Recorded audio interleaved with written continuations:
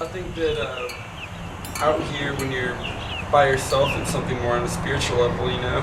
You're just out here and you get to explore the natural world and kind of see what the process of how food grows, you know? Like, it's kind of amazing. I used to work at Lakewood Elementary School, and there are these kids there, and, you know, they're in elementary school, they don't know a lot about the world yet, but they had no idea that the food that they eat every day is either grown in the ground or, you know, they had no idea the path that food took to come to them, and how can you make responsible decisions about the way you eat and your impact on the world unless you kind of know the processes that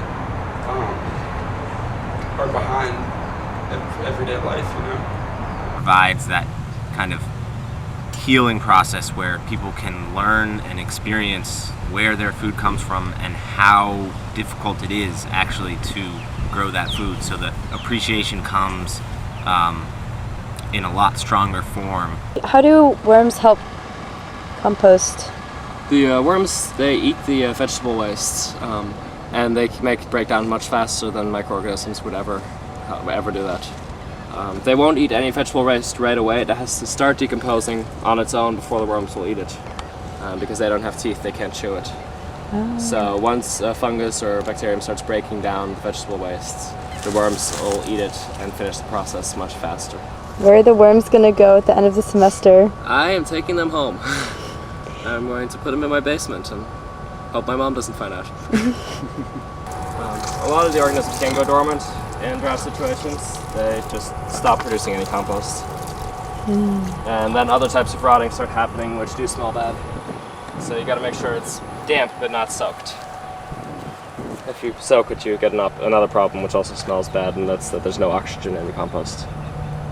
So there needs to be air inside the compost. And that's hypercup that hasn't quite decomposed yet. This soil looks really great now. Especially if you go a little bit deeper, it gets so dark, and it's still very. You can actually feel how hot it is down there too, where stuff is still decomposing. So,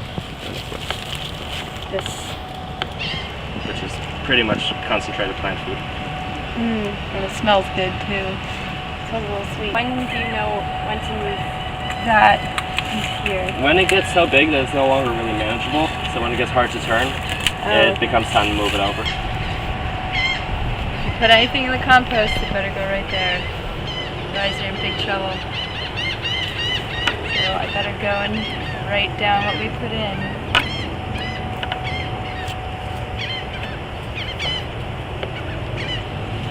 Catfish set all this up. He's really serious about compost. I've gotten yelled at multiple times.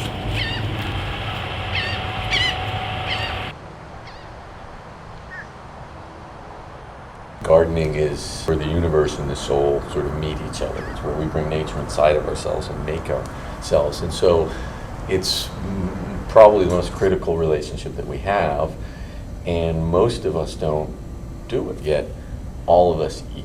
And so from the perspective of environmental studies, where we're looking for ways to help heal the relationship with nature that seems to have gotten out of whack in the modern world, this is a sort of a perfect place, because you're doing something that's profoundly meaningful. You're producing food that nourishes and sustains, but at the same time you have to really deal with the vagaries of nature. So I'm using neem oil on these squash because I'm very worried about them. It seems like a fungus has gotten to them, and so we need to use some antifungal agent to try and fight the fungus. And apparently neem oil is pretty good. We're trying it out. It smells really weird, but it's all natural and stuff. That's good. We got some other options to use if this doesn't seem to be doing anything. Like milk and tea tree oil, but whatever. Is to add some natural or eco-friendly dish detergent to emulsify it in the water, which kind of weirds me out, but we're doing it anyway. I'm doing it. Leonor doesn't yell at me. The final word shall be left to the plants. I think food production and thinking about reflecting on and working on food production is one of the most important things we could turn turn to at this juncture to help us get reconnected, and reconnected both with the earth and with the community that we're growing this food. Good. No, not for the camera, for you.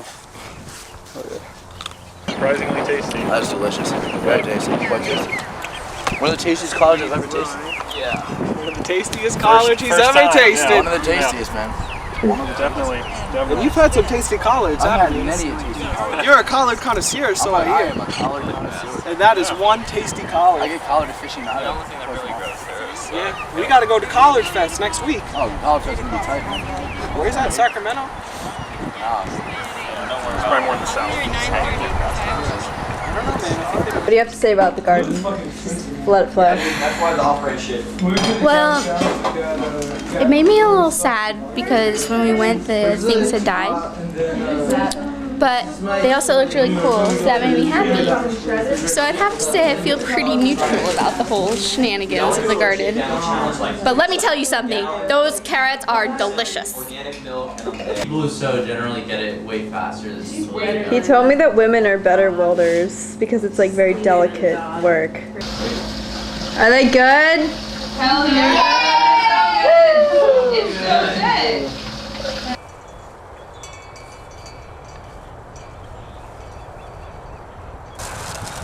What's this guy? What's he doing? He reseated himself. Huh? He reseated himself. Did he? Why over here? Because there were peppers here last year. What's that? Is that a weed? Yeah, that's a weed. It's not Swiss chard. That ain't no Swiss chard.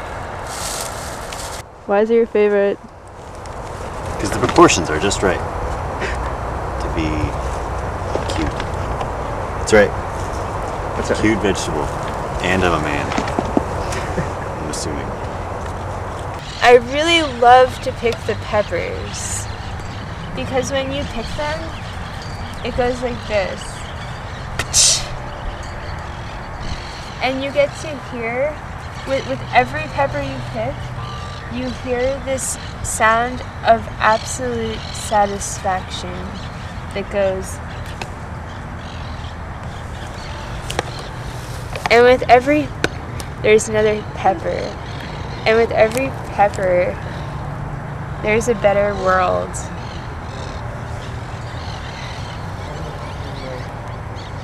Nora, any guidance? Nora! Look at my Saurus. Look at my dad's Saurus. I mean, the first bite's not that bad. Oh! Ooh! Bitey. This is heavily spicy. Ooh, it's real spicy. Why is it so spicy? It's as spicy as arugula I've ever had. It's been all the boric acid. Ah, yeah, well, it's good.